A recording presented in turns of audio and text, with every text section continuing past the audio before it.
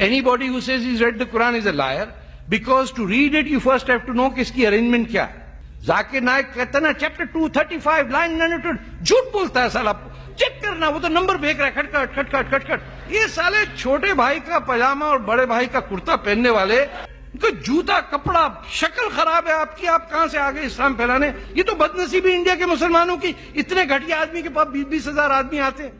बिस्मिल्लाहिर्रहमानिर्रहीम। अस्सलामुअलैकुम दोस्तों, डॉक्टर जाकिर नाइक को गालियां देने वाला, बकरी जैसे मुंह वाला कहने वाला और कभी ये कहने वाला कि छोटे भाई की पतलून पहन कर आ जाता है, जाकिर नाइक तो एक रट्टू तोता है, वर्स नंबर, आयत नंबर, हवाला देता है और ना जाने डॉक्टर जाकिर नाइक के खिलाफ और मुसलमानों के खिलाफ बकवास करने वाला भारतीय मुसन्निफ तारिक फतेह कनाडा में इंतकाल कर गया है। ये शख्स कौन था, डॉक्टर जाकिर नाइक से इतनी नफरत क्यों करता था और इसकी मौत कैसे हुई और इसका पाकिस्तान से क्या ताल्लुक है और ये भारत और नरेंद्र मोदी की इतनी तारीफें क्यों करता है। तारिक फतेह नामी इस शख्स की मौत होने के बाद टीम हम कदम कुछ दिलचस्प हकायक आपके सामने ला रही है। सबसे पहले देख लीजिए कि ये शख्स डॉक्टर जाकिर नाइक के बारे में क्या बकवास करता था। सिर्फ यही नहीं दोस्तों, ये भी देखिएगा कि ये शख्स कुरान पाक जैसी मुकद्दस किताब के बारे में क्या कहता है और कहता है कि ये किताब बेतरतीब है। 99% मुसलमान is not read the Quran. In fact 100, मेरा तो एक भी दोस्त नहीं जिसने कुरान पढ़ा। Why? Because it can't be read. Do you know why? It's not in chronological order. Anybody who says he's read the Quran is a liar, because to read it you first have to know कि इसकी arrangement क्या है।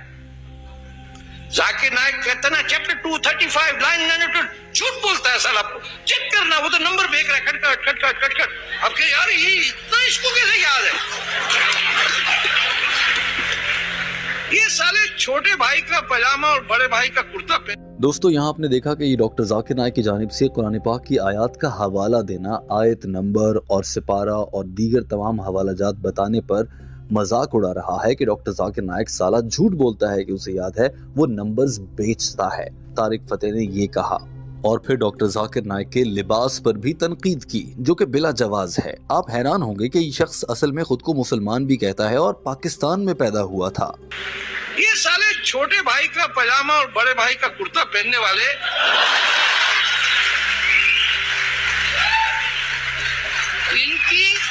इनकी शक्लें देखो, मैं तो ऐसे बकरी को नहीं बकरा ईद पे खरीदूं। They are a curse on India। इस सऊदी अरेबिया से पैसे खाने वाले, तो जूता कपड़ा, शक्ल खराब है आपकी, आप कहां से आ गए इस्लाम फैलाने। हमारे यहाँ तो एक से एक सुंदर आदमी होता था, जो निजामुद्दीन औलिया पे जाइए, कहां कहां जाइए, अमीर खुसरो, ये सब, देखो बदसूरत आदमी के पास कोई आता है। ये तो बदनसीबी इंडिया के मुसलमानों की, इतने घटिया आदमी के पास 20-20 हजार आदमी आते हैं। दोस्तों यहाँ पर आप ये भी देख सकते हैं कि ये शख्स कहता है कि डॉक्टर जाकिर नाइक सऊदी अरब से इस्लाम के नाम पर पैसे खाता है। यही नहीं बल्कि ये भी कहता है कि इतना बदसूरत है डॉक्टर जाकिर नाइक, और उस बदसूरती के बावजूद भी लोग उसके इज्तिमा में पता नहीं कैसे आ जाते हैं। और तो और दोस्तों, आप ये जानकर हैरान होंगे कि जब ये शख्स मरा तो इसकी खबर को भारतीय मीडिया ने ये नहीं कहा कि भारतीय मुसन्निफ तारिक फतेह का इंतकाल हो गया, बल्कि भारतीय मीडिया ये कहता नजर आया कि पाकिस्तानी मुसन्निफ तारिक फतेह का इंतकाल हो गया। तो तारिक फतेह का पाकिस्तान से और इस्लाम से ताल्लुक क्या था, जबकि ये पाकिस्तान और इस्लाम के बारे में हर वक्त मुगल्लिज़ात बकता रहता था। ये भी आपके सामने रखा जाएगा, मगर उससे पहले ये खबर देख लीजिए। यहाँ आपको ये बताना भी बहुत जरूरी है कि तारिक फतेह का इंतकाल कनाडा में हुआ है। आधी जिंदगी पाकिस्तान में गुजारी, आधी सऊदी अरब, आधी भारत और इंतकाल कनाडा में हुआ। और तारिक फतेह की बेटी ने ट्विटर पैगाम के जरिए बताया कि उनके वालिद इंतकाल कर गए हैं। पाकिस्तानी लेखक तारिक फतेह को लेकर है। तारिक फतेह का 73 साल की उम्र में निधन हो गया। उनके निधन के बाद ये खबर वायरल हो रही है कि तारिक फतेह भारत के बारे में क्या कुछ सोचते थे और क्या कुछ उनके बयान होते थे भारत को लेकर। भाई आपको बताते हैं कि आखिर तारिक फतेह के विचार भारत को लेकर कैसे थे।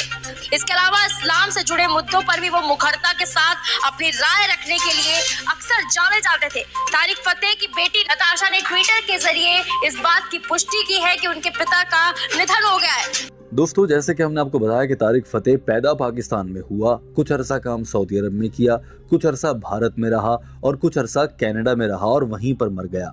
लेकिन खुद को वो पाकिस्तानी भी कहता था। और तो और वो ये भी कहता था कि पाकिस्तान को दरअसल भारत का हिस्सा होना चाहिए। वो ये भी कहता था कि 14 अगस्त 1947 को जो पाकिस्तान आज़ाद हुआ, भारत और पाकिस्तान दो अलग मुल्क बन गए, ये भी बहुत गलत हुआ। पाकिस्तान तो वजूद ही नहीं था, ये तो होना ही हिंदुस्तान में चाहिए था। बता दें कि तारिक फतेह खुद को हिंदुस्तानी ही कहते थे और पाकिस्तान को भी भारतीय संस्कृति का हिस्सा मानते थे। दोस्तों, यहाँ पर आप ये देखेंगे कि तारिक फतेह ये भी दावा करता था कि कुरान पाक की जो लिखाई है, उस वक्त तो कुरान पाक लिखना मुमकिन ही नहीं था, तो मुसलमानों ने और इस्लाम के अलंबरदारों ने कैसे कुरान पाक लिख लिया। ये भी कहता था कि कुरान पाक में जो लफ्ज़ इस्तेमाल हुए हैं, बिलखुसूस जो नंबर्स यानी कि गिनती के आदाद हैं, वो सारे तो हिंदुओं से लिए गए हैं और हिंदुओं की किताबों से लिए गए हैं। आके जिसकी मर्जी आई जिसने बना दिया। जब लेटरिंग नहीं थी सर, जब स्क्रिप्ट मौजूद नहीं था, कागज नहीं था, स्याही नहीं थी, नंबरिंग सिस्टम नहीं था, सारे कुरान के हर पेज पे हिंदू नंबरिंग है। दोस्तों, आपने देखा कि एक जानिब इस शख्स का नाम भी मुस्लिम है और वो ये भी कहता है कि वो मुसलमान है और नाम भी तारिक फतेह है। दूसरी जानिब वो ये भी कहता है कि एक अल्लाह इस दुनिया के कितने मसाइल हल करेगा। जरा देखिए कि ये शख्स क्या बकवास करता था। उसके बाद आपको बताएंगे कि इसका पाकिस्तान से क्या ताल्लुक था और पाकिस्तान ने इसे जलील करके पाकिस्तान से क्यों निकाला था। कर रहे हैं, चाहे फुटबॉल हो, क्रिकेट हो, बारिश हो, अर्थक्वेक हो, एक अल्लाह क्या कुछ संभालेगा। वो जिस दिन उसे कह दिया कि मेरे से नहीं होता कुछ भी, उस दिन खत्म। कितनी दुआएं सुनेगा भाई वो हर चीज में तो इन्वॉल्व कर लेते हैं ये लोग। सड़क बंद हो जाए तो अल्लाह मियां आके ठीक करे, तो क्रिकेट में अल्लाह मियां आ जाते, कोई नमाजें पढ़ने लग जाता है, कोई सिद्धे में गिर जाता है। आज एक तस्वीर आई है वो। दोस्तों, अब ये खबर सामने आ गई है कि तारिक फतेह कनाडा में 73 साल की उम्र में इंतकाल कर गया है। आपको ये बता दें कि ये शख्स पाकिस्तान के शहर कराची में जाकर इसने तालीम हासिल की। वहाँ पर केमिस्ट्री और बायोकेमिस्ट्री जैसे मज़ामीन पढ़ने के बाद इसकी नौकरी उस वक्त के एक मशहूर अखबार दी सन में हो गई और वहाँ पर ये सहाफ़ती काम करने लगा।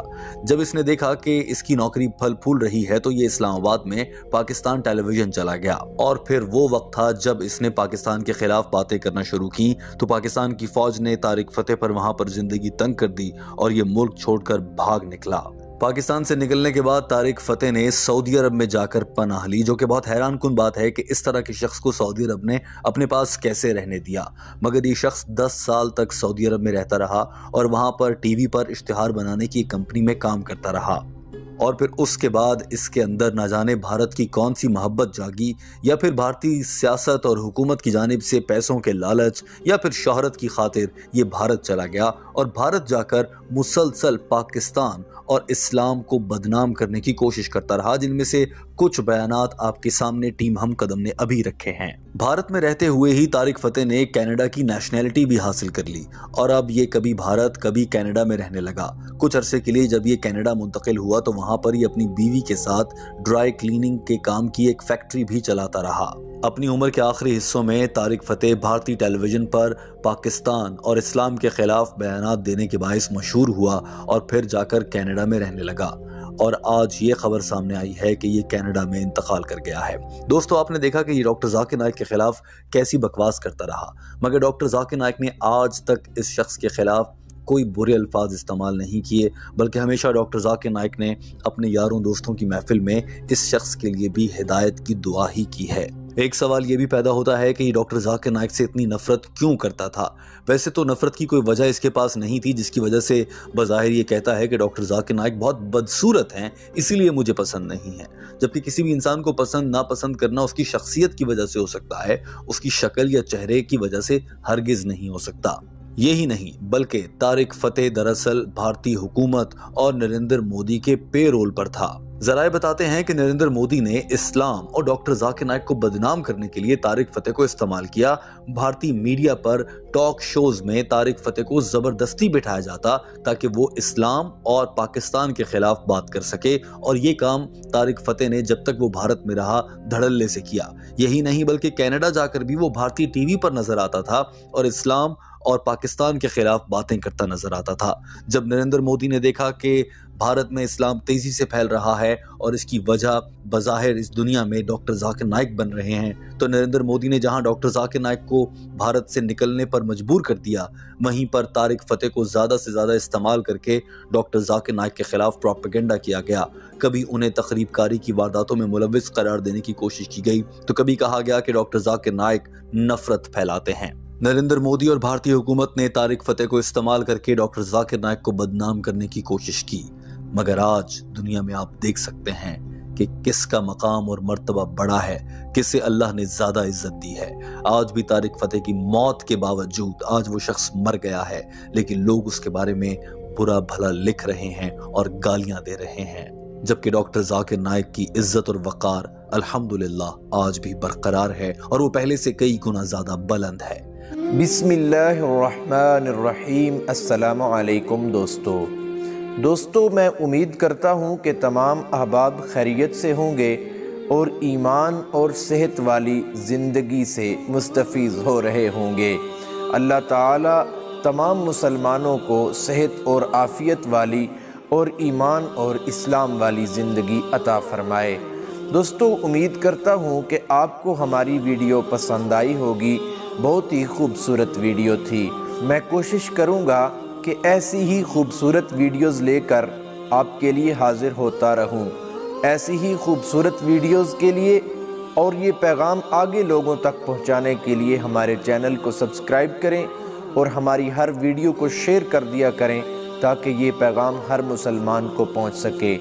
तो उम्मीद करता हूँ आपको हमारी वीडियो पसंद आई होगी। आपसे दोबारा एक नई वीडियो के साथ मुलाकात होगी। तब तक के लिए अल्लाह हाफिज़, अल्लाह निगहबान। अस्सलामु अलैकुम।